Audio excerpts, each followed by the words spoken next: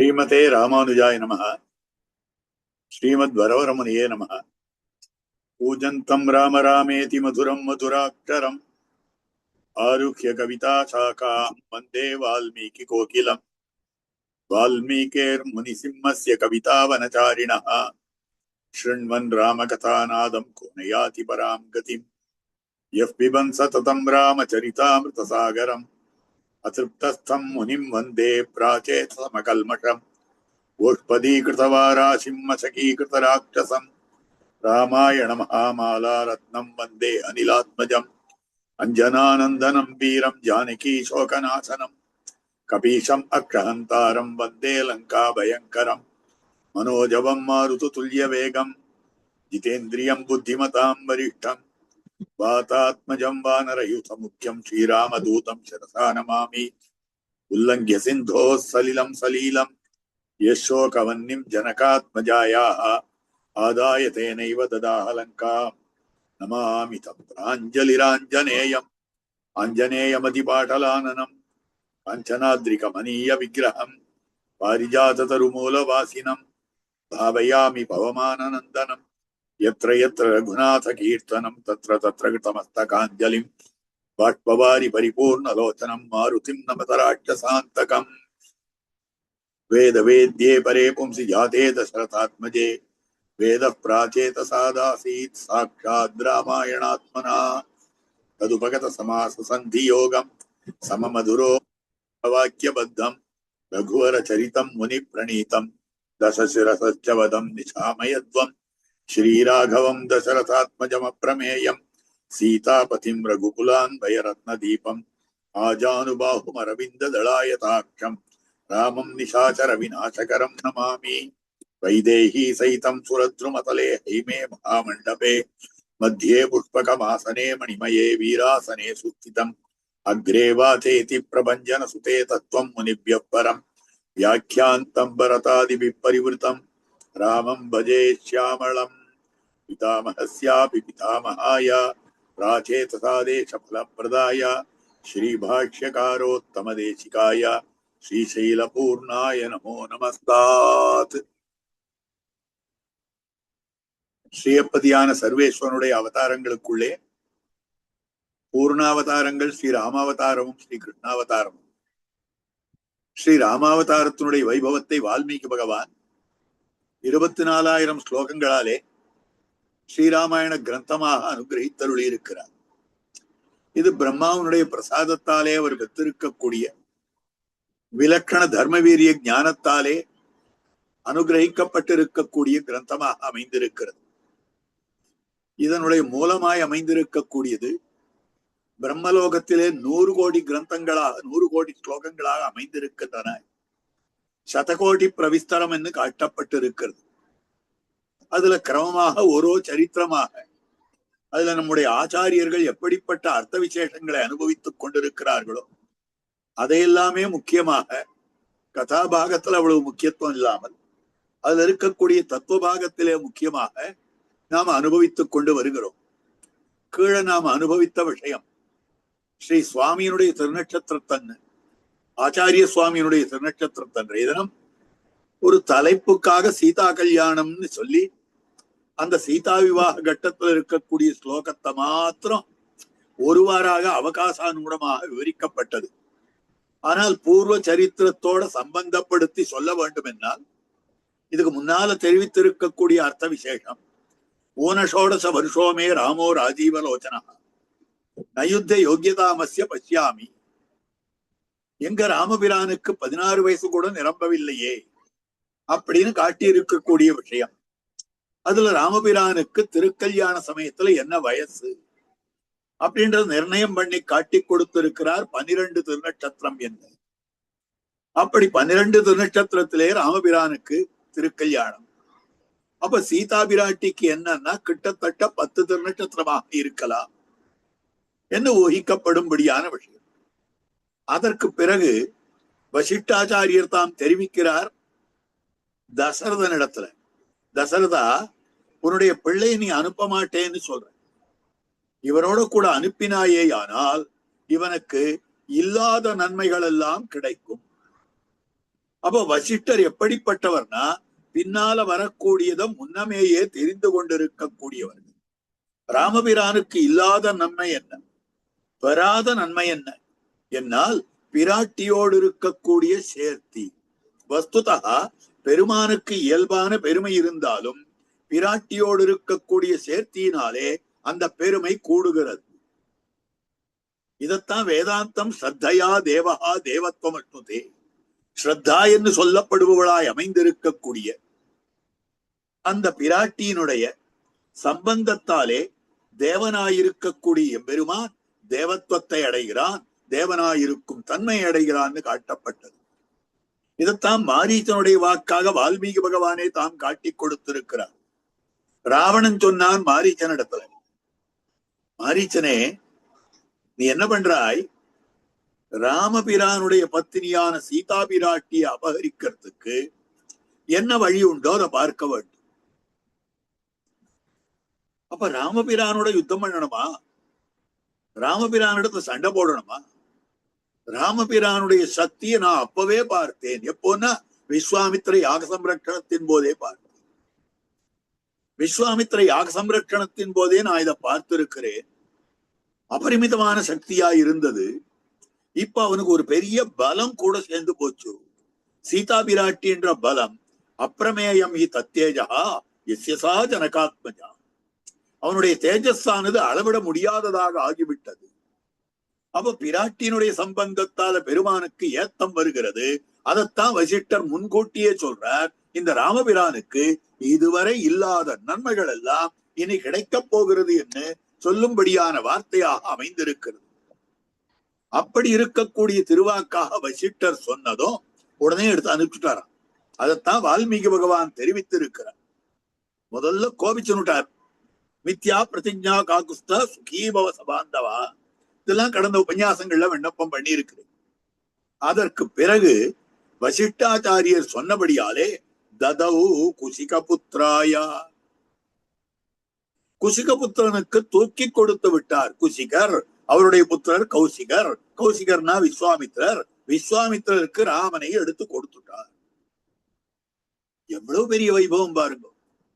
லோகமெல்லாம் பகவானுடைய சொத்து, லோகமெல்லாம் ராமபிரானுடைய சொத்து. அந்த ராமபிரானுடைய சொத்துக்கள்ல ஒருத்தன் தான் தசரதன். அந்த தசரதன் அவன் ராமனை தூக்கி கொடுத்தான். நியாயமாக ராமன் தசரதனை தூக்கி கொடுத்தான் சொல்லலாம். மகன் ஒருவர் கல்லாத மாமேனி மாயன், மகனாம் அவன் மகந்தன் காதல் மகனை சிறைத வாணந்தோ. மகன் ஒருவர் கல்லாத மாமேனி மாயன், எல்லாருக்கும் காரணபூதன் பகவான். பகவானிடமிருந்துதான் அத்தனை தத்துவங்களும் வந்தது. அப்ப பகவான் தன்னுடைய குமாரர்களுக்குள்ளே ஒருத்தனை தனக்கு தகப்பனாக இச்சித்து பிறந்திருக்கிறான். தன்னுடைய குழந்தைகளுக்குள்ளே ஒருவனை தனக்கு தகப்பனாக கொண்டிருக்கிறான்.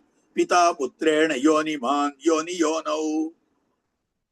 வேதம் சொல்றது எல்லாருக்கும் தகப்பனாக இருக்கக்கூடியவன் தன்னுடைய குழந்தைகளுக்குள்ள ஒருத்தனை தனக்கு தகப்பனாக இச்சித்து பிறக்கிறார். அப்ப யார் யாரை தூக்கி யாருக்கு கொடுக்கிறது? தசரனுடைய சொத்தா ராமன். ஆனால் ராமன் தன்னை அப்படி ஆக்கி வைத்துக் கொண்டிருந்தார். கேசவா புருடோத்தமா, கேழலாகிய கேடிலி என்ன, கிளசோதியாய் குரலா என்ன, பேசுவார் அடியார்கள் எந்தம்மை விற்கவும் பெறுவார்களே.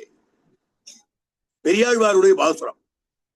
திருக்கோட்டியூர் எம்பெருமான் எழுந்தொள்ளி இருக்கிறான்.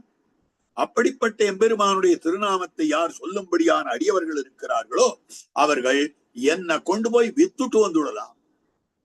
ஒரு கூடையில என்ன உட்கார வச்சு பெரியாள் வாருவாங்கலையோ பெரியாள் வாருவாங்கலையோ அப்படின்னு வித்துடலாம். அப்ப எந்த அளவுக்கு பாகவதர்கள் சேஷிகள் நினைச்சிருக்காங்க. அதே மாதிரி தனக்குள்ள ஒருத்தனை, தன்னுடைய குழந்தையா இருக்கக்கூடிய ஒருத்தனை அவனுக்கு மகனாகத்தான் இருந்து கொண்டு அவனுக்கு அடங்கின சரக்காக ததவு குசிக புத்திராயா, குசிக புத்திரனுக்கு கொடுத்தான். சரி, தசரதன் கொடுத்தானே, கொடுக்க எப்படி கொடுக்க வேண்டும்? கொடுக்கிறதுன்னு முடிவு பண்ணி விட்டோமே, ஆனால் அதை இன்மனத்தோட கொடுக்க வேண்டும். ரொம்ப சந்தோஷமான ஹிருதயத்தோட கொடுக்க வேண்டும். வேண்டா விருப்பாக கொடுத்து தொலைக்கணுமேன்ற எண்ணத்தோட கொடுக்கறதெல்லாம் கிடையாது. அதுதான் வால்மீகி காட்டுறார், சுப்ரீதேன அந்தராத்மனா. அவ்வளவு சந்தோஷமா எடுத்துட்டு போ, அழிச்சுன்னு போ. முதல்ல கொடுக்க முடியாதுன்னு சொன்ன அவனுடைய மனசை எவ்வளவு பாடுபட்டு திருப்ப வேண்டியிருந்தது. திருப்பவே முடியல, இவரால கன்வின்ஸே பண்ண முடியல. தசரதனுடைய மனசை விஸ்வாமித்திராலே எந்த விதத்திலேயும் சமாதானப்படுத்த முடியல. கடைசியில வசிஷ்டாச்சாரியர் சொன்னபடியினால்தான் குருவனுடைய நியமனம். என்னமோ எனக்கு இஷ்டம் இல்லப்பா, அவர் பெரியவர் சொல்லிட்டார், வேற வழி இல்ல, கொடுக்கிறேன் அப்படின்னு கொடுத்தானா இல்ல. சுப்ரீத்தேன அந்தராத்மனா, பிரீத்தியோட. இந்த பிரீத்தி எல்லா இடத்துலயும் முக்கியம்னு காட்டப்படும். ஒரே ஒரு திருஷ்டாந்தம் சொல்றேன். கீதாச்சாரியனான கண்ணன் பெருமான் கீதோபன்யாசம் பண்ணிட்டு வர்றார். அப்படி கீதோபன்யாசம் பண்ணிட்டு வரச்சே, கண்ணா எவ்வளவு ஆச்சரியமான அர்த்தங்கள்லாம் சொல்றா, எப்படி சொல்றா, என்னமா சொல்ற, சந்தோஷப்பட்டான் அர்ஜுனன். அப்ப கீதாச்சாரியன் தெரிவிக்கிற வார்த்தை, கண்ணன் சொல்ற வார்த்தை, நான் சொல்ற அர்த்தத்தை நீ ஸ்ரத்தை இல்லாத கேட்டு இருக்க. ஆனா தத்துவதர்சிகள்லாம் வரப்போறா. நான் தத்துவம் 26வது தத்துவம் நானு. 1 2 3 4 5 6 24 வரைக்கும் எண்ணினால் இந்த பிரகிருதி தத்துவம், இந்த பிரகிருதி தத்துவத்தை தான் பொங்கைம்புலனும் பொரியைந்தும் கருமேந்திரியம் ஐம்பூதம் எங்கே உயிரை பிறகிருதி மானாங்கார மனங்களே என்று தாம் தெரிவித்துக் கொண்டிருக்கிறார், ஆழ்வார் காட்டியிருக்கிறார். அதுக்கு மேல உள்ளுக்குள்ள இருக்கக்கூடிய இந்த ஆத்மா இருக்கே, இந்த ஆத்ம தத்துவம் எப்படிப்பட்டது அப்படின்னு சொன்னால், இந்த ஆத்மா 25வது தத்துவம். அது திருமந்திரார்த்தத்துல விபுலமா காட்டுறாங்க. 25வது அக்ஷரமாக மா என்பது இருக்கிறது. மா என்பது 25வது தத்துவத்தை குறிக்கிறது. அதனால மானா மனஜானே மத்தியர்த்தே இதெல்லாம் இருக்கு. இதெல்லாம் இப்ப வேண்டாம். அப்படி இருக்கக்கூடியது. அதுக்கு மேல 26வது தத்துவமாக அமைந்திருக்கக்கூடியவன் பகவான். அச்சேதனமான அறிவற்ற பொருள்கள் என்ன, அறிவிருக்கிற பொருள்கள் என்ன, இவை எல்லாவற்றையும் தான் கையிலே அடக்கி கொண்டு அடக்கி ஆளக்கூடியவனா இருக்கக்கூடிய அந்த பகவான் 26வது தத்துவம். அப்ப தத்துவம் அப்படின்னா பகவான் அப்படின்னு காட்டப்பட்டிருக்கு.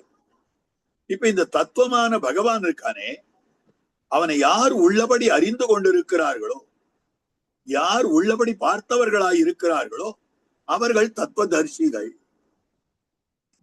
அந்த தத்துவதர்சிகள் எல்லாம் அவதரிக்க போகிறார்கள்.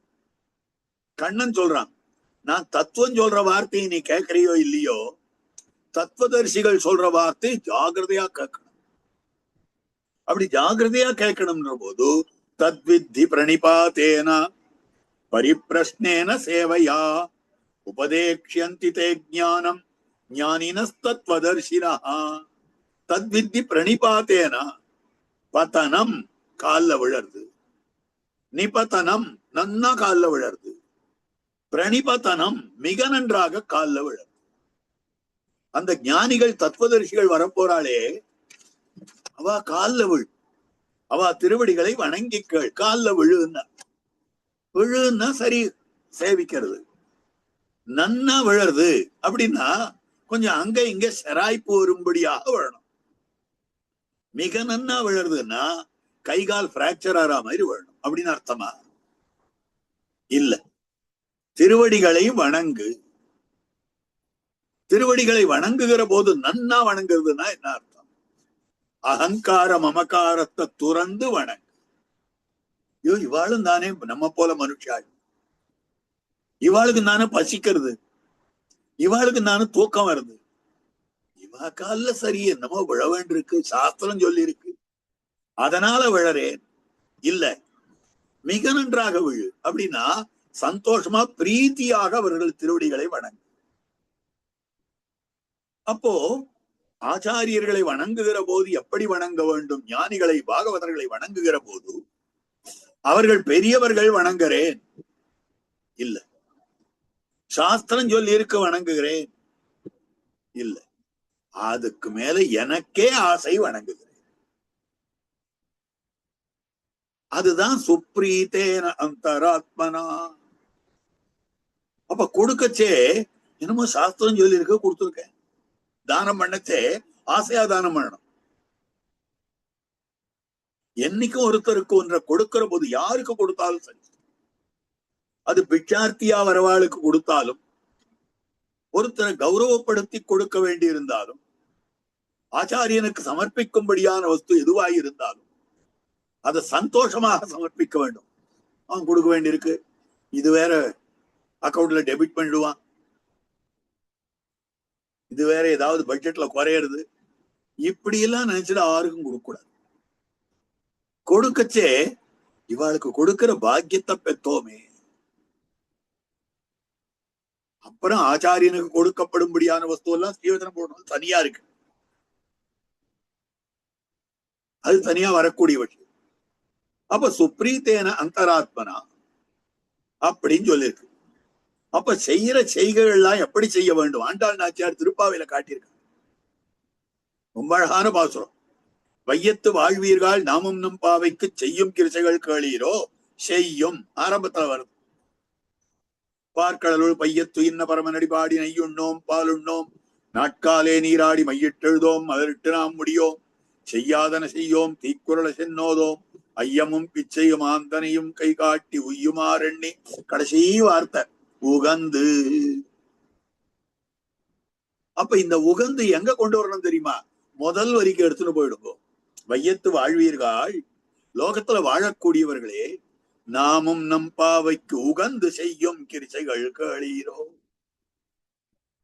ஐயோ திருப்பாவ நோன்பு நோக்கணுமேன்றதுக்காக நோக்க கூடாது. உபாயானுஷ்டானமா இருந்தாலும் உகந்து செய்ய வேண்டும். எந்த செயல்பாட்டையும் உகந்து செய்ய வேண்டும். அதுதான் சுப்ரீதேன அந்தராத்மனா. அப்போ சரையு நதிக்கரைக்கு போறா, அங்க நீளம் போயிட்டு இருக்கா. போகிற வரைக்கும் ராமனை அழைக்கணும். ஏற்கனவே திருமாளிகையில் நடந்த உபன்யாசத்துல விண்ணப்பம் பண்ணினேன்.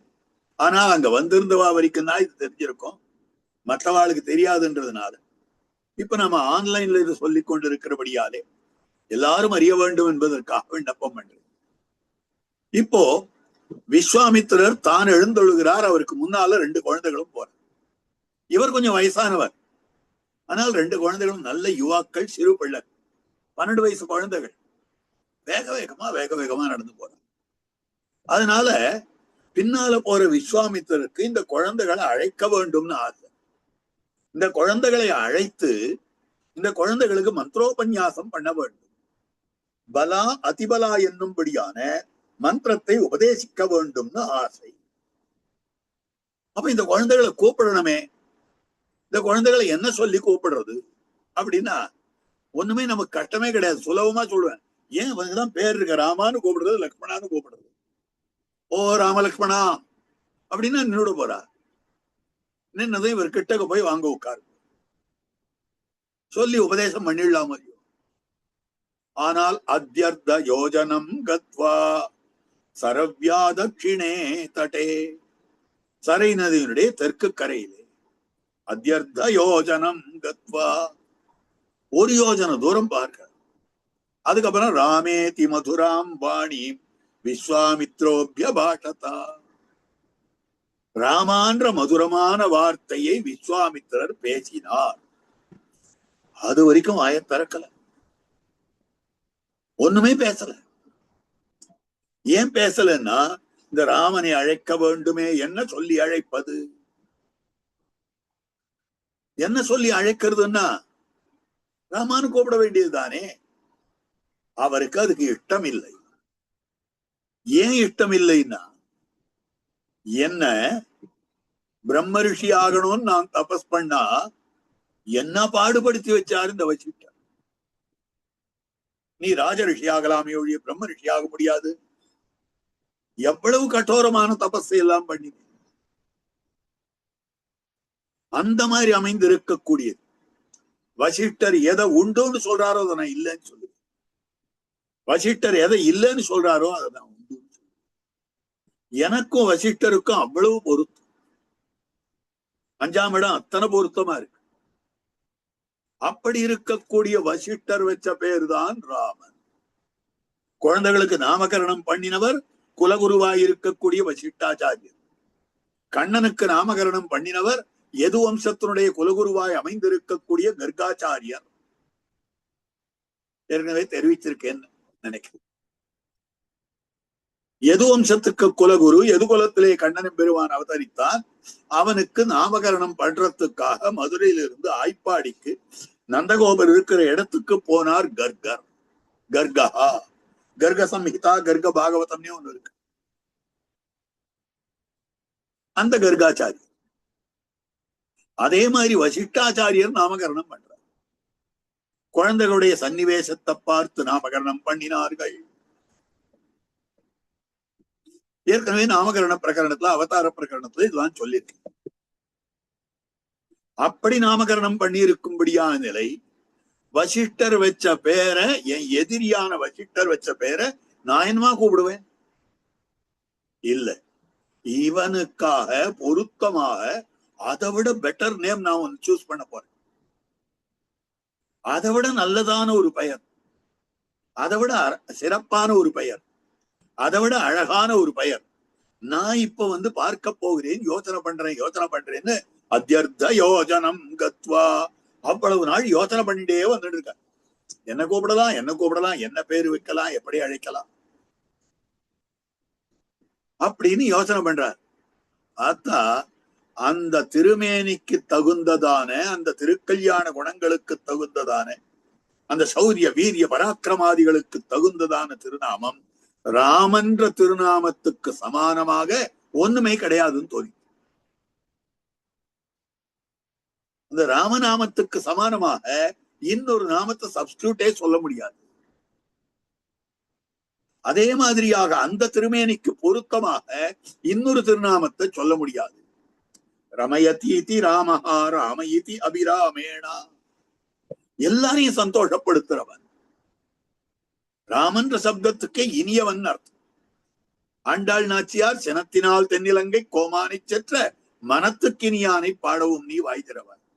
இதை விட ராமன்ற திருநாமத்துக்கு சரியான டிரான்ஸ்லேஷன் இருக்கவே முடியாது. திருமங்கையாழ்வார் திருவாராதன பெருமாள் சிந்தனைக்கினியாய் திருவேயன் நாருயிரே, சிந்தனைக்கினியான்னு அங்கே பெருமான் எழுந்தொழி இருக்கிறார். திருமங்கையாழ்வாருடைய திருவதார ஸ்தலமான திருநகரி. அதே மாதிரி ஆண்டாள் நாச்சியார் மனத்துக்கினியான் ராமபிரானை மனத்துக்கினியான்னு திருநாமம் ஜாத்தி கொடுத்திருக்கு. அப்படி இருக்கக்கூடிய மனத்துக்கினியான அதை விட சரியான பெயர் இருக்க முடியாது என்று தோத்தித்து, அதனால் ராமபிரானுக்கு அந்த சமயத்துல ராமான்னு அழைத்து அந்த மந்திரோபதேசத்தை தான் பண்ணும்படியானதாக அமைந்திருக்கக்கூடியது. ஆக மந்திரோபதேசம் பண்ணுகிறார் அப்படின்னு காட்டப்பட்டிருக்கு. அப்போ இப்படிப்பட்ட மந்திரத்தினுடைய உபதேசத்தினாலே உனக்கு எல்லா விதமான நன்மையும் வரும் அப்படின்னு சொல்லும்படியான வார்த்தையாக இது காட்டப்பட்டிருக்கு. இந்த மந்திரத்தை நீ ஜபித்தாயேயானால் உன்னை யாரும் ஜெயிக்க முடியாது, உன்னை ஆராலையும் வெல்ல முடியாது இந்த மந்திர ஜபத்தை பண்ணினாயேயானால் அப்படின்னு சொல்லும்படியான வார்த்தையாக அமைஞ்சிருக்கு. அதுக்கப்புறம் போற வழியில பரமசிவனார் மன்மதனை எரித்த சரித்திரத்தெல்லாம் வழிக்கு நடையில கதைகள்லாம் நிறைய சொல்லுகிறார். இந்த ஸ்தலம் இப்படிப்பட்டது, இந்த ஸ்தலம் இப்படிப்பட்டது, இந்த இடம் இப்படிப்பட்டது அப்படின்னு. அதுக்கப்புறம் காமாசிரமத்துக்குள்ள பிரவேசம் பண்ணுகிறார். காமாசிரமத்துக்குள்ள பிரவேசம் பண்ணி கங்கக்கரையில அவர்கள் படுத்து கொண்டு இருக்கக்கூடிய நிலை, ராத்திரி வந்து தூங்கிட்டா குழந்தைகள், சிறு குழந்தைகள் சீக்கிரம் தூங்கிட்டா. காலை போது விடிய போறது. அந்த போது விடிய போற போது அந்த உத்தமனான ராமபிரானை எழுப்பி காரியம் கொள்ள வேண்டும். அப்ப எழுப்பணுமே. அந்த ராமபிரானுக்கு சுப்பிரபாதம் பாடுகிறார். எம்பெருமானுக்கு சுப்பிரபாதம் பாடினவர்கள் 6 அப்படின்னு கேட்டா, ஆச்சாரிய ஹிருதயத்திலே அழகிய மணவாள பெருமாள் நாயனார் ஆச்சரியமாக 3 பேரை காட்டுறார். 3 பிராமணோத்தமர்கள். அவர்களுக்கு சமானமாக திருக்குறுங்குடி கஷேத்திரத்துல நம்பாடுவான் என்பவன் ஒரு சண்டாளனாக பிறந்திருக்கக்கூடியவன் அவனும் பாடினான். இவாளுக்கு சமானமாக அவனும் வைக்கப்படுகிறான். இன்ன ஜென்மம் வசந்தது, இன்ன ஜென்மம் தாழ்ந்தது அப்படின்னு சொல்றதுக்கு யாருக்கு அதிகாரம் இருக்கிறது அப்படின்னு கேள்வி கேட்ட போது இந்தந்த சரித்திரங்கள் தெரிஞ்சவாளுக்கு தான் அதிகாரம் இருக்கிறது அப்படின்னு வரிசையா பெரிய சூத்திரம் காட்டுறார். விளேச்சனும் பக்தனானால் சதுர்வேதிகள் அனுவர்த்திக்க பூஜை கொடுத்து குலதெய்வத்தோடொக்க பாவன தீர்த்த பிரசாதனாம் என்கிற திருமுகப்படியும் அப்படின்னு ஆரம்பிச்சு பல சரித்திரங்கள் சொல்ற. பெருமாளுடைய வச்சனம், பெரியவர்களுடைய அனுஷ்டானம், அதுல ஒரு விஷயம் இங்க காட்டப்பட்டு இருக்கக்கூடியது அழகான விஷயம். விஸ்வாமித்ர விஷ்ணு சித்த துளசி பிருத்தியரோடொக்க. விஸ்வாமித்ரர் இப்ப எழுப்புறாரு, சொல்ல போறோம். அதே மாதிரி பெருமாளுக்கு திருப்பள்ளி எழுச்சி பாடினவர், சுப்பிரபாதம் பாடினவர் யாருன்னா விஸ்வாமித்திரரை போல விஷ்ணு சித்தர். விஷ்ணு சித்தர்னா பெரியாழ்வார். பெரியாழ்வார் அங்க திருப்பள்ளி எழுச்சி பாடினார். நாம நாலாயிரம் வந்தத்துல அப்படி புரட்டி பார்த்தோமே ஆனால் பெரியாழ்வார் திருப்பள்ளி எழுச்சி எங்கேயும் வராது. தொண்டரடிப்படி ஆழ்வார் வரும். அவர் தான் துளசி பிருத்தியர்னு மேல காட்டுறார். துளவ தொண்டாய துளசீர் தொண்டரடி பொடி சொல். அவர் துளசி பிருத்தியர். அவரை ஒத்துக்கலாம்.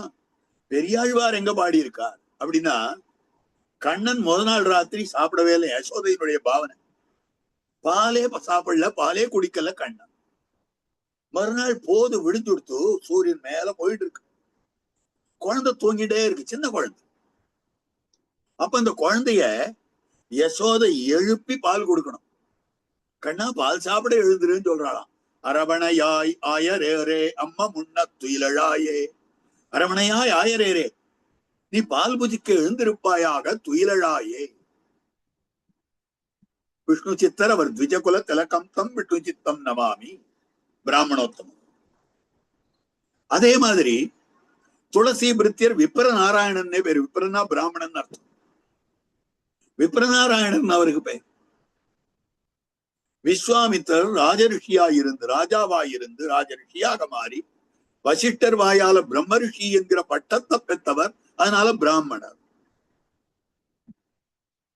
இந்த மூன்று அந்தணர்களும் பெருமாளுக்கு தாங்கள் திருப்பள்ளி எழுச்சி சுப்பிரபாதம் பாடி இருக்கிறார்கள். அதே மாதிரி ஜாகரவர்த்த நிஷ்டனாக கொண்டு கைசிக மகாத்மியம், கைசிகம் என்னும்படியான பண்ணாலே ஒரு பிராமணோத்தமன் யாகத்துல தவறிழைத்து விட்டு இருக்கிறபடியாலே ஏற்பட்டிருக்கக்கூடிய தோஷத்தை எல்லாம் போக்கினவன் பிராமண வேள்வி குறை முடித்தமையும். அந்த பிராமணனுடைய வேள்வி குறையை முடித்து வைத்திருக்கக்கூடியவர். அப்ப பெருமாளுக்கு இவா 3 பேர் திருப்பள்ளி எழுச்சி பாடினா, அவரும் பாடினார். அதுல முதல்ல திருப்பள்ளி எழுச்சி யார் பாடினார்கள்? வேதம் சொல்றது. வேதம் திருப்பள்ளி எழுச்சியை பாடுறது. குத்திட்டான். அந்த மாதிரியாக அவதார காலத்திலே சக்கரவர்த்தி திருமகனாருக்கு திருப்பள்ளி எழுச்சி பாடினவர் இந்த விஸ்வாமித்திரர். அவர் திருப்பள்ளி எழுச்சி பாடினார்னு சொல்லும்படியான விஷயம். ஆனா கொஞ்சத்துல எழுப்பல. ராமபிரான எழுப்புறதுக்கு இஷ்டமே இல்லை அவருக்கு. ஏன்னா எம்பெருமான் நிற்கிற அழகு ரொம்ப அழகா இருக்கும். வீத்திருக்கும்படியான அழகு அதை விட அதிகமா இருக்கும். அவன் சயனித்துக் கொண்டிருக்கக்கூடிய அழகு இருக்கே, அதுக்கு சமானமே கிடையாது. திருக்குடந்தை திவ்ய கஷேத்திரம். திருக்குடந்தையில 6வது பெருமான் எழுந்தருளி இருக்கிறார். அவருடைய அழக சேவித்ததும் ஆழ்வார் தெரிவிக்கிறார். ஏறார் கோலம் திகழ கிடந்தாய், 6வதே அடியேனுடலம் நின்பாலன்பாயே, நீராயலைந்து கரைய உருக்குகின்ற நெடுமாலே, சீரார் சென்னல் கவரி வீசும் செழுநீர் திருக்குடந்தை, ஏறார் கோலம் திகழ கிடந்தாய் கண்டே நெம்மானே அப்படின்னு தெரிவிக்கக்கூடிய வார்த்தை. அப்போ 6வதே அடியேனுடலம் நின்பாலன்பாயே, நீ அதாவது செழுநீர் திருக்குடந்தை ஏறார் கோலம் திகழ கிடந்தாய் கண்டேன் எம்மானே. அப்படி உன்னுடைய திருக்கோலமானது திகழ. அப்ப அழகு முழுவதும் வெளிப்படுவது என்பது எம்பெருமானுடைய சயன திருக்கோலத்திலே அப்படின்னு தெரிவிக்கக்கூடிய வார்த்தை. திருமங்கை ஆழ்வார் 4 திசைகளுக்கு 4 யானை கட்டுறார். திருநெடுந்தாண்டகத்துல யானாய் யானாய் யானாய் யானையே யானையே யானையே 4 இடத்துல சொல்றார். உலகமேத்தும் தென்னானாய் வடவானாய் குடபாலானாய் குணபால மதையானாய் இமையோர்க்கென்னும் முன்னார் அப்படின்னு தெரிவிக்கக்கூடிய வார்த்தை. அங்க பெரியவாச்சான் பிள்ளை வியாக்கியானம் பண்றார். வடவானாய் வடக்கு திக்கிலே இருக்கக்கூடிய யானை திருவேங்கடமுடையான். தென்னானாய் தெற்கு திக்கிலே இருக்கக்கூடிய யானை அவன் தான் திருமாதிரிஞ்சோலை அழகன். நிக்கரையான நிக்கரையானை. குடபாலானாய் குணபால மதையானாய். குடபாலானாய் அது இருக்கட்டும். குணபால மதையானாய் கிழக்கு திக்கிலே இருக்கக்கூடிய மத யானை திருக்கண்ணபுரம் சௌரி பெருமாள் நிக்கர யானை. ஆனால் குடபாலானாய் மேற்கு திக்கிலே இருக்கக்கூடிய யானை அங்க பெரியவாச்சான் பிள்ளை வியாக்கியானம் பண்றார். மேலை திக்கிலே ஒரு மத ஹஸ்தி படிந்தார் போலே. மேற்கு திக்கில ஒரு மத யானை படுத்துட்டு இருக்கா போல இருக்கானே. அப்ப எம்பெருமானுடைய சயன திருக்கோலம் என்பது மிக அழகு. அதனால்தான் சயன திருக்கோலத்தெல்லாம் சேர்த்து சேர்த்து சேர்த்து பாசுரம் பாடுறார் திருமழிசை ஆழ்வார். அவருக்கு சயன திருக்கோலத்துல நோக்கு. நாகத்தனை குடந்தை வெக்கா திருவெப்புள் நாகத்தனை அரங்கம் பேரன்பில் நாகத்தனை பார்க்கடல் கிடக்குமாதி நெடுமால் அணைப்பார் கருத்தனாவான். நாகத்தனை குடந்தை திருக்குடந்தையில சயனிச்சிருக்கார். வெக்கா திருவெக்காவில சயனிச்சிருக்கார். திருவெப்புளூர் திருவெப்புளூர்ல சயனித்துக் கொண்டிருக்கிறார். அரங்கம் திருவரங்கத்துல சயனித்துக் கொண்டிருக்கிறார். திருப்பேர் திருப்பேர் நகர்ல சயனித்துக் கொண்டிருக்கிறார். அன்பில் அன்பில்ல சயனித்துக் கொண்டிருக்கிறார். பார்க்கடல் திருப்பார்க்கடல்ல சயனிச்சிருக்கிறார். இங்கெல்லாம் பெருமாள் சயன திருக்கோலத்துல எழுந்தருள் இருக்கிறார். அப்போ அந்த சயனித்திருக்கும்படியான அழகு ஆச்சரியமா இருந்தது. நீள அங்கேயே பார்த்துட்டு இந்த குழந்தையை எழுப்பணுமா இந்த குழந்தையை எழுப்பணுமா அப்படின்னு தோணித்து. கௌசல்யா சுப்ரஜாராமா கௌசல்யா சுப்ரஜாராமா கௌசல்யா சுப்ரஜாராமா திருப்பி திருப்பி அதையே சொல்லிட்டு இருக்க. அதுக்கு மேல மத்த ஒன்னும் சொல்லல. ஏன்னா அந்த அழகு அத்தனை அற்புதமாக அமைந்திருந்தது. கண்கொட்டாமல் பார்த்து கொண்டே இருந்தார் நாழி ஆழ்த்து. அதுக்கப்புறம் எழுப்புறார் கௌசல்யா சுப்ரஜாராமா. கௌசல்ய பிராட்டியினுடைய நல்ல பிள்ளையே ராமனே பூர்வா சந்தியா பிரவர்த்ததே. போது விடிந்து விட்டது. காலை விடிந்து விட்டது. போது உத்திஷ்ட நரசார்தூல மனிதர்களுக்குள்ளே புலியாயிருக்கக்கூடியவனே நீ எழுந்திரு.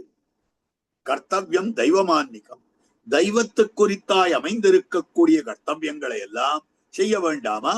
அதனாலே நீ எழுந்திருப்பாயாக அப்படின்னு சொல்லும்படியான வார்த்தையாக அமைந்திருக்கிறது. ஆச்சரியமான ஸ்லோகம். எந்த திவிதேச தெம்பெருமானுடைய சுப்பிரபாதமாயிருந்தாலும் முதல்ல இந்த ஸ்லோகத்தை சொல்லிதான் தொடங்கும். பிருத்திவியாதி பயங்கரமன்னா திருவேங்கடமுடையானுக்கு சுப்பிரபாதம் அனுகிரகித்தருள் இருக்கிறார். அந்த சுப்பிரபாத தொடக்கத்துல இதுதான் முதல்ல. அப்படி கௌசல்யா சுப்ரஜாராமா என்று விஸ்வாமித்திரர் துவங்கி வைத்திருக்கக்கூடியதாக அமைந்திருக்கு. இப்ப ஒருத்தர் வந்து கேள்வி கேட்டார். சுவாமி, ராமபிரான் ஆருடைய குழந்தை? தசரதனுடைய புத்திரன், கௌசல்ய பிராட்டியினுடைய புத்திரன். வஸ்துதா தசரதன் யாகம் பண்ணி தபஸ் பண்ணி பெற்ற பிள்ளை. தசரதன் மாத்திரம் தபஸ் பண்ணல, அந்த பாயசத்தை புஜித்திருக்கிறாள் கௌசல்ய பிராட்டி. அவளுடைய கர்ப்பவாசம் பண்ணி இருக்கிறான் எம்பெருமான். அதனால் அமைந்திருக்கக்கூடியது. அப்ப ரெண்டு பேருக்கும் தானே அதுல பங்கு உண்டு. அப்படி இருக்கிற போது தபப்பலம் ரெண்டு பேருக்கும் தவம் பண்ணினதற்கு உண்டானதான பலமானது கௌசல்யைக்கும் உண்டு. தவம் பண்ணினதற்கு உண்டானதான பலமானது தசரதனுக்கும் உண்டு.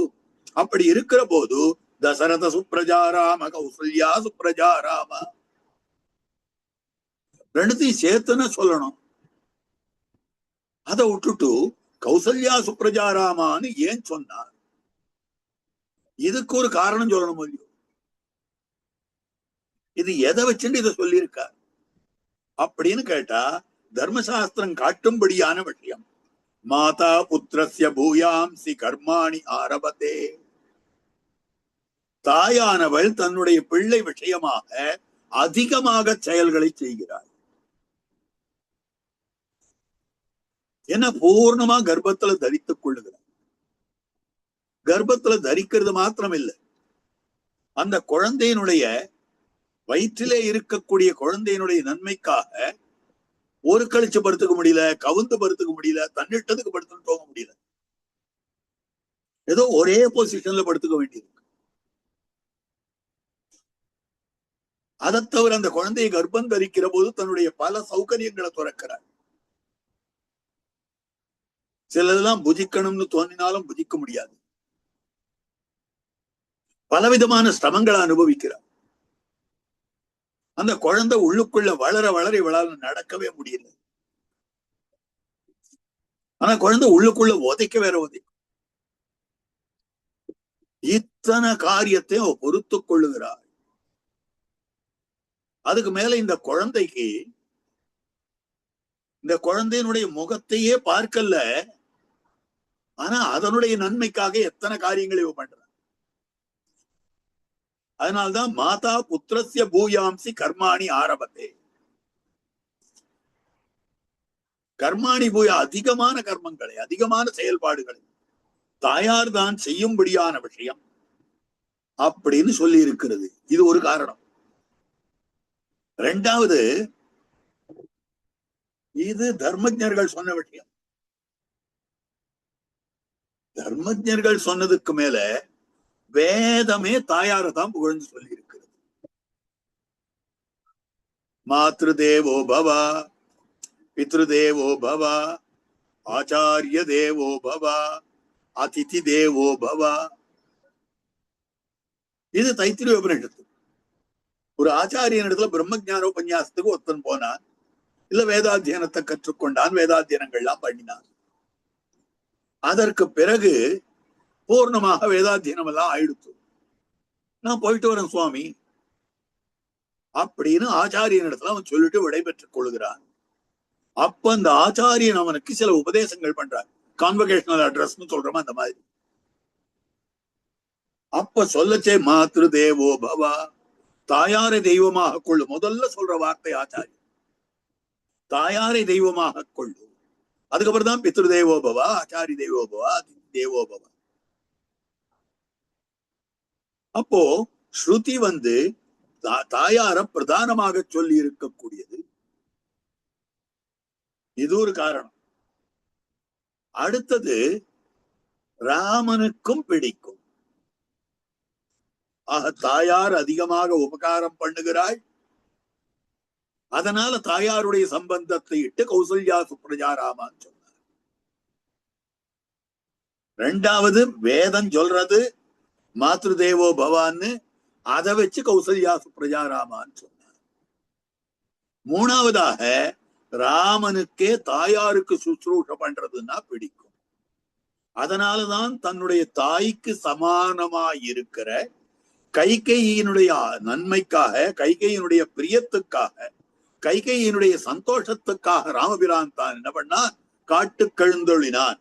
இதுதான் ஸ்ரீராமாயணம் சொல்றது. கைகேய்யா பிரிய காரணாத், கைகேய்யா பிரிய காரணாத், கைகேயிக்கு பிரியம் செய்ய வேண்டும் என்பதற்காக அவள் மாற்றாந்தாய்தான், வேற்றுத்தாய்தான், கூற்றுத்தாய்தான். அப்படி இருக்கக்கூடியவளுக்கு பிரியம் செய்வதற்காக தான் ராஜ்யத்தை துறந்திருக்கிறான்னா, தாயார்ன்றத மாத்திரம் இங்க பாருங்க. கைகேய்யா கௌசல்யான்னு பார்க்காது, தாயார்ன்றத மாத்திரம் வச்சுட்டு பாருங்க. அப்ப தாயாருக்கு பிரியமாக அமைந்திருக்கக்கூடியது, அதனால செய்ய முடியாததான செய்கைகளை அவன் செய்கை. அப்போ ராமபிரானுக்கு பிடிச்சதே தாயார நிவர்த்தி தான், தாய் சொல்படி நடக்க வேண்டும்ன்றதுதான்.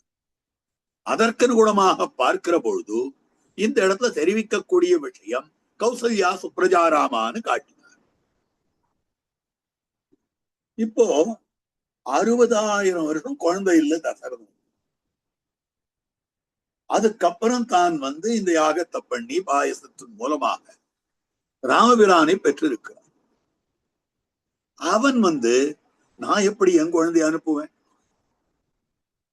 விஸ்வாமித்திரரே, உங்களுடைய யாகத்தை ரட்சிப்பதற்கு நான் எப்படி என்னுடைய குழந்தையை அனுப்ப முடியும் அப்படின்னு சந்தேகித்து 1000 ஆர்குமெண்ட் பண்ணி அதுக்கப்புறம் தான் அனுப்பிச்சிருக்கான். இப்ப தசரதனுக்கு ராமன், லக்ஷ்மணன், பரதன், சத்ருகன் 4 குழந்தைகள். 4 குழந்தைகளை ஒரு குழந்தையை கேட்டான். நின் கரிய சம்மல் 4 வரினும் ஒருவனை தந்துவிடுது என்று உயிரிழக்கும் கூற்றினும் உழையச் சொன்னான். அப்ப 4 பேர்ல ஒத்தம் இல்லைன்னாலும் 3 பேர் இருக்காள் இல்லையோ, இவன் விஸ்வாமித்திரர் பின்னால போனாலும் அப்படின்னு அந்த சமயத்துல அப்ஜெக்ட் பண்ணக்கூடாதவன், ஆட்சேபிக்க கூடாதவன் தசரதன். ஆனா யார் ஆட்சேபிக்கணும்னா, தசரதன் தான் 4 குழந்தை இருக்கு, எனக்கு ஒரே குழந்தை தானே, கௌசல்ய சொல்லணுமா வேண்டாம்? அவ சொல்லிட்டு என்ன பண்ணிருக்கணும், நீ சொல்லிட்டு ஆயிப்போச்சா, எனக்கும் பங்கு இருக்கு இல்லையா, நான் அனுப்ப மாட்டேன் ராமனை. அப்ப ஆட்சேபிக்க வேண்டியவள், அப்ஜெக்ட் பண்ண வேண்டியவள் கௌசல்ய. அந்த கௌசல்ய தான் மங்களாசாசனம் பண்ணி அனுப்புறார் ராமன். அப்போ என் பின்னால இந்த குழந்தைய கௌசல்யன்னா அனுப்பிச்சா, அப்ப அவ பிள்ளைன்னு சொல்றதுதான் நியாயம். தசரதன் தகராறு பண்ணி அனுப்பிச்சான், எந்த விதமான ஆட்சேபனை இல்லாமல் அனுப்பிச்சாளே. இப்படி இருக்கக்கூடிய கௌசல்யக்கு என்ன பெருமை அப்படின்றதுக்காக அந்த உபகாரம், என்ன உபகாரம் பண்ணினாள், எந்த உபகாரம் பண்ணினாள் அப்படின்றதுக்காக கௌசல்ய பிராட்டியினுடைய நல்ல பிள்ளையே, கௌசல்யா சுப்ரஜா ராமா, சுப்ரஜா நல்ல பிள்ளை. நல்ல பிள்ளைனா என்ன அர்த்தம்? ஐயன்ற சப்தத்துக்கு என்ன அர்த்தம்னா, மாத்ரு பித்ரு வாக்கிய பரிபாலனம் பண்ணுகை, அவர்களுக்கு பிரிய ஹிதங்களை பண்ணுகை, சத்புத்திர லட்சணம். அதை காட்டி கொடுத்தான். தாயார் தகப்பனார் சொல்றது கேட்கிறவனா இருக்கணும். அந்த தாயார் தகப்பனாருக்கு ஒரு பெருமையை உண்டு பண்ணுபவனாக இருக்கு. அவனுக்கு பேர் தான் நல்ல பிள்ளைன்னு பேர். தர்மசாஸ்திரம் சொல்றது, ஒரு மகன் எப்ப மகனாக ஆகிறான், தாயார் தகப்பனார் வயிற்றுல பிறந்துட்டா மகனான்னா அப்படி சொல்லல சாஸ்திரம். மகன் தான் அது கணக்குக்கு. ஆனாலும் உண்மையாய் அவனுக்கு மகனாயிருக்கிற தன்மை எப்ப வருது அப்படின்னு கேட்டால், ஜீவத்தோ வாக்கிய கரணாத்து, தாயார் தகப்பனார் ஜீவித்திருக்கிற காலத்துல அவர்கள் சொல்ற வார்த்தையை கேட்டு நடந்து கொண்டால் அவன் பிள்ளை. ஜீவத்தோ வாக்கிய கரணாத்து பிரத்யப்தம் பூரி போஜனாத். அதற்கு பிறகு அவர்களுடைய சரீர வியோகம் ஆன பிற்பாடு ஒரு வருஷமும் அவர்களுடைய தீர்த்த திருவத்தியனத்தை இவன் அனுசரிக்க வேண்டும். அப்படி அனுசரித்து அதற்கு பிறகு பாகவத ததியாராதனை, ஸ்ரீ வைஷ்ணவ ததியாராதனை பண்ண வேண்டும். பிரத்யப்தம் பூரி போஜனாத். அடுத்தது கயாயாம் பிண்டதானாச்சா, கயைக்கு சென்று அவர்களுக்காக பிண்ட பிரதானம் பண்ண வேண்டும். இது மூன்றும் தான் ஒரு புத்திரனுக்கு புத்திரத்துவத்தை கொடுக்கிறது. அப்ப அதைத்தான் இந்த இடத்துல காட்டி இருக்கக்கூடிய விஷயம். மாத்ரு பித்ருவாக்கிய பரிபாலனம்,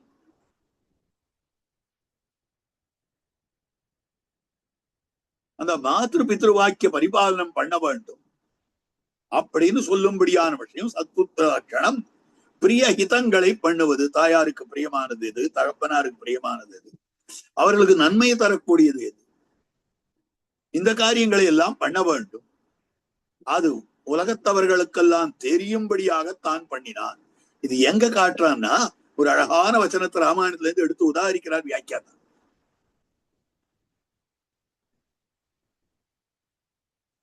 விபீஷணனை சேர்த்துக் கொள்ளலாமா கூடாதா அப்படின்னு பெரிய விசாரம் பண்றார் ராமகோட்டியில. சுக்ரீவன் இருக்கான், அங்கதன் இருக்கான், ஜாம்பவான் இருக்கார், சரபன் இருக்கான், மைந்தன் இருக்கான், திருவடி இருக்கார், எல்லாரும் இருக்கான், இளையவர்பாள் இருக்கார். ஆபத்து காலத்தை தமையனை விட்டுட்டு வந்த தம்பி இவன், நம்மள ஆபத்து காலத்துல விட்டுட்டு போக மாட்டான் என்ன நிச்சயம்? எதுக்காக இவனை ஏத்துக்கிறது? அப்ப எல்லாருடைய வார்த்தையும் கேட்டுட்டு பெருமாள் சுக்ரீவனை பார்த்து சொல்றான், ந சர்வே பிராதரஸ்தாத பவந்தி பரதோபமா.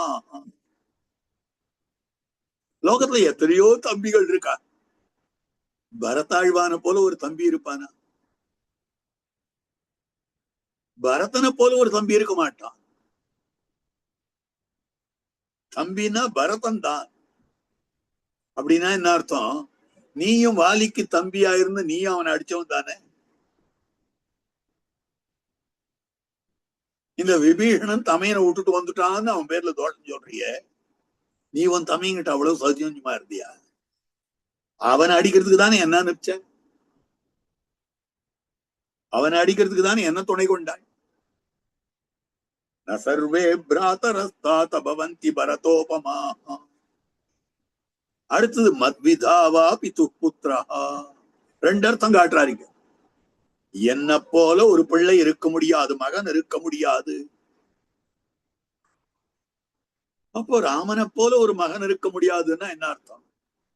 இன்னைக்கு உனக்கு அகண்ட சாம்ராஜ்யம்னு சொன்னா, மறுநாள் காலையில சாம்ராஜ்யம் இல்ல காட்டுக்கு போனா, ரெண்டுத்தையும் சிரிச்சுட்டே ஏத்துண்டன. இந்த மாதிரி எந்த பிள்ளை ஏத்துப்பான்? தகப்பனார் சொல்றதை கேட்கறது தர்மம்னு இருக்கக்கூடிய என்ன போல பிள்ளை இருப்பானா? அதுதான் இந்த இடத்துல விவட்சித்தம். மத்விதாவா பிது புத்ரா அப்படின்னு ராமபிரான் தான் மகனா இருக்கக்கூடிய தன்மையை தானே கொண்டாடி கொள்ளும்படியாக அமைந்திருக்கிறது சுப்ரஜா. நல்ல பிள்ளை. நல்ல பிள்ளைன்னா என்ன அர்த்தம்? தனக்கே தெரியும் நாம நல்ல பிள்ளை, நம்ம நல்லவனா இருக்குமா? அவன் என்னென்ன தகுதி படைத்தவன் அவனவனுக்கே தெரியும். அந்த கரணம் சாட்சின்னு சொல்லுவார். இதுக்கு இன்னொரு அர்த்தம், ராமன் தன்னை புகழ்ந்துப்பானா? புகழ்ச்சிக்காக இல்ல, உண்மையை சொல்றது தான் நல்ல பிள்ளைன்றது. ஆனா இந்த இடத்துல இன்னொரு அர்த்தம் காட்டியிருக்கார், நம்முடைய ஆச்சாரியர்கள் காட்டியிருக்கிறார்கள். மத்விதாவா பிது புத்ரா. என்ன போல தகப்பனாருக்கு ஒரு பிள்ளை இருக்க முடியுமா அப்படின்னா, பிள்ளை என்ற சப்தத்துக்கு பிள்ளைன்னு அர்த்தம் எடுத்துக்காது. மகன்ற சப்தத்துக்கு என்ன அர்த்தம் தெரியுமா? தகப்பனை உடையவன். புத்திரஹா பித்ருமான். புத்திரன்னு சொன்னா தகப்பனை உடையவன் பித்ருமான் அர்த்தம். அப்ப என்ன போல ஒரு பித்ருமான் இருக்க முடியுமா? என்ன போல தகப்பன உடையவன் இருக்க முடியுமா? என் தகப்பனை போல ஒரு தகப்பன் உண்டா? என்னுடைய அப்பாவை போல யாராவது அப்பா இருக்க முடியுமா? நான் சேர்ந்து இருக்கிற போது உயிரோடு இருந்தார், நான் விட்டுட்டு காட்டுக்கு வந்துட்டேன்ற போது பிரிஞ்சுட்டாரே, உயிர் பிரிந்தாரே. இப்படி ஒரு தகப்பனாரா? எனக்கு கிடைச்சா போல ஆறுக்கு தகப்பனார் கிடைப்பார். மத்விதாவா பிது புத்ரா. உடனே சுக்ரீவன் பாக்குறான், இவருன்னா தன்னுடைய தம்பியை கொண்டாடுறார், தன்னை கொண்டாடுகிறார், அப்பாவை கொண்டாடுறார். இத்தனை பெரிய வானர சேன நடுவுல நம்மளையும் 4 வார்த்தை புகழ்ந்து பேசலாமே. இவர் பாட்டுக்கு யார் யாரையோ புகழ்ந்து பேசிட்டு இருக்காரே, நம்மள புகழலையே அப்படின்னு அவனுடைய திருமண்டலம், சுக்ரீவனுடைய முகம் அப்படி கொஞ்சம் கீழே போச்சு. இதை புரிஞ்சுட்டார் பெருமாள். சுஹൃதோவா பவத்விதா. ஏ சுக்ரீவா, ஒன்ன போல நண்பன் ஆறும் இருக்க மாட்டேன். நண்பன் சொன்னா நீதான் நண்பனாக அமைந்திருக்கிறார் அப்படின்னு சொல்லக்கூடிய வார்த்தை இந்த வார்த்தை அமைந்திருக்கு. அப்படி சொல்லச்சே தன்னுடைய பிள்ளைத்தனத்தை தானே கொண்டாடி கொண்டார் கௌசல்யா சுப்ரஜா. சுப்ரஜா நல்ல பிள்ளையாக அமைந்திருக்கக்கூடிய. அதுக்கு மேல கௌசல்யா சுசுபேதேன புத்திரேன அமித தேஜசா. கௌசல்ய பிராட்டியினுடைய நல்ல பிள்ளைனா கௌசல்யைக்கு நன்மையை விளைவித்த பிள்ளை. வால்மீகி ராமாயண வசனம் காட்டுறது, கௌசல்யா சுசுபேதேன புத்திரேன அமித தேஜசா. அளவற்ற தேஜஸை உடையவளாய் அமைந்திருக்கக்கூடியவள் கௌசல்ய பிராட்டி. நன்றாக விளங்கினாள். புத்திரேன அமித தேஜசா. அப்போ அமித தேஜசா மிகச் சிறப்பான சோபையோட விளங்கினார். எதனாலன்னா புத்திரேனா, ராமனை பிள்ளையாக பெற்றிருக்கிறபடியாலே. பார்த்தார் பெரியாழ்வார், இந்த திருவுள்ளம்பத்தி ஆச்சரியமான வார்த்தை தெரிவித்திருக்கிறார். மின்னனைய நுண்ணிடையார் விரிகுழல் மேல் நுழைந்த வண்டு இன்னிசைக்கும் வில்லிபுத்தூர் இனிதமர்ந்தாய் உன்னை கண்டார் என்ன நோன்பு நோத்தாள்களோ இவனை பெத்த வயிறுடையாள் என்னும் வார்த்தை எய்து வித்து இருடீகேசாமலையுனாய்.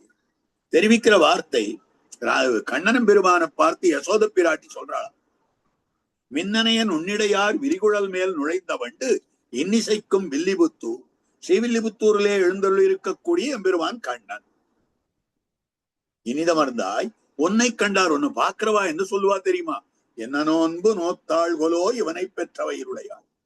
இந்த பிள்ளையை பெற்ற வயிற்றை படைத்தவளா இருக்கக்கூடிய யசோத பிராட்டி என்ன நோன்பு நோற்றாளோ தெரியலையே, என்ன தபஸ் பண்ணாலோ தெரியலையே, எப்படிப்பட்ட விரதானுஷ்டானங்கள் பண்ணினாலோ தெரியலையே அப்படின்னு தெரிவிக்கக்கூடிய விஷயம். பெற்ற வயிற்றுக்கு பட்டம் கட்டினபடி, பெற்ற வயிற்றுக்கு பட்டம் கட்டினபடி கௌசல்யா சுப்ரஜா ராமா, கௌசல்யா சுப்ரஜா ராமா சொல்லிட்டே இருக்காரு. அதனால்தான் தாயை குடல் விளக்கம் செய்த தாமோதரனை கண்ணனை சொல்லுகிற போது ஆண்டாள் நாச்சியார் தெரிவிக்கிறார், தாயை குடல் விளக்கம், தாயினுடைய வயிறானது விளங்கும்படியாக செய்த தாமோதரன். சரி, முதல்ல ஒரு கேள்வி கேட்கப்பட்டது இதுல, இந்த ஸ்லோக ஆரம்பத்துல. என்ன கேள்வின்னா, ஏன் ரொம்ப நாள் வரைக்கும் எழுப்பாதையே இருந்தார்? திருப்பி திருப்பி கௌசல்யா சுப்ரஜாராம, கௌசல்யா சுப்ரஜாராமன்னே சொல்லிட்டு இருந்தார். ஏன் சொல்லிட்டு இருந்தார்னா, அங்கதான் கோவிந்தராஜர் ஆச்சரியமா வியாக்கியானம் பண்ணிருக்கார். நம்ம ஆச்சாரியால் சொன்ன அர்த்தம் தான். உண்ணப்புக்கு வாயம் அறப்பாறை போலே, போஜனத்துக்காக உட்கார்ந்துட்டான், பெரிய இலை சேர்த்திருக்கு, அதுல பலவிதமான பட்சணங்கள் பணியாரங்கள்லாம் இருக்கு. இவன் ரொம்ப பசியோட வந்து இலை முன்னால வந்து உட்கார்ந்து கொண்டவன். இந்த பட்சண பணியாராதிகள் எல்லாம் பார்த்து அவற்றினுடைய வடிவம், அவற்றினுடைய நிறம், அவற்றினுடைய வாசனை, அதாவது பரிமளம், கந்தம் எப்படி இருக்கக்கூடியது, இத பார்த்ததும் பசிய மறந்து போச்சான். எவ்வளவு அழகா இருக்கு, இது யார் பண்ணாலோ தெரியலையே, இந்த முறுக்கு இவ்வளவு மணிமணியா சுத்தப்பட்டு இருக்க கைமுறுக்கு, இப்படி வட்டமாக இந்த அதிரசம் அமைந்திருக்கிறது, இந்த திருப்பணியாரம் இப்படி இருக்கு அப்படின்னு அதை கொண்டாட ஆரம்பித்து விட்டான். அதே மாதிரி ராமனை கொண்டு தன்னுடைய காரியத்தை தான் சென்று அழைத்து சென்று யாகத்தை ரட்சித்துக் கொள்ள வேண்டி இருக்க அதுவே மறந்து போச்சான் விஸ்வாமித்திரருக்கு. அதை மறந்து விட்டு கௌசல்யா சுப்ரஜாராம, கௌசல்யா சுப்ரஜாராம அப்படின்னு கொண்டாடி கொண்டிருக்கக்கூடிய சுப்ரஜாராமா, அந்த கௌசல்ய பிராட்டினுடைய சுப்ரஜையா இருக்கக்கூடிய ராமபிரானே அங்கதான் காட்டுறார். ராம, ஏற்கனவே அர்த்தம் சொன்ன, ரமய தீதி ராம, ரூப ஔதாரிய குணங்களால், ரூபம் வடிவழகு, ஔதாரியம் வடிவழக எல்லாருக்கும் வழங்கும்படியான தன்மை, திருக்கல்யாண குணங்கள், அந்த ராமபிரானுக்கு எல்லாருக்கும் நம்முடைய அழகை காமிச்சிட்டுமே என்ற எண்ணம் இல்லாமல் அத்தனை பேருக்கும் காண்பிக்க கூடியவனாய் இருக்கிறான். அதனால மனத்துக்கு நீவனாக தான் அமைந்திருக்கிறான். அதனால எல்லா பிராணிகளையும் வசீகரிக்கிறான், அத்தனை பேரையும் ஈர்க்கக்கூடியவனா இருக்கிறான். ராமஹா கமலபத்ராக்கா சர்வசத்வ மனோகரா. ஹனுமான் திருவடி தெரிவிக்கிற வார்த்தை. ராமன் எப்படிப்பட்டவனாய் அமைந்திருக்கிறான் அப்படின்னு சொன்னால், ராமஹா கமலபத்ராக்கா சர்வசத்வ மனோகரா. ராமன் தாமரை கண்ணனாய் இருக்கிறான், அத்தனை ஜீவராசிகளையும் ஈர்க்கக்கூடியவன். எம் மனசை ஈர்த்தார் அப்படின்னு திருவடி அனுமான் சீதையினிடத்தில் சொல்லிட்டா சரியா இருக்கும். எல்லாருடைய மனசையும் ராமர் இருப்பார் தெரியுமோ? இவர்னா ஒவ்வொருத்தர் மனசுலையும் பூந்து பார்த்தாரு, இல்ல இவருக்குள்ள எல்லார் மனசும் வந்துதான் இல்லையே. அப்படி இருக்குச்சே ஏன் இதை சொல்றார்? அங்கதான ஆச்சாரிய வியாக்கியானம் பண்றார். மன ஆறு தெரியுமா? வானர ஜாத்தியில பிறந்தவன். வானர ஜாதி எப்படிப்பட்டதுன்னா, பனை தத்தி திரியும் ஜாதி, கிளைக்கு கிளை தாவிட்டே இருக்கும், 10 விஷயங்கள் எப்பவும் சஞ்சரித்துக் கொண்டே இருக்கும்னு சொல்லுது.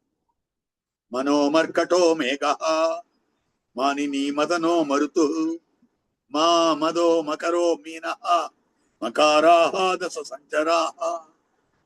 மனஹா மனசு, மர்கட்டஹா குரங்கு, மீனஹா மீன்.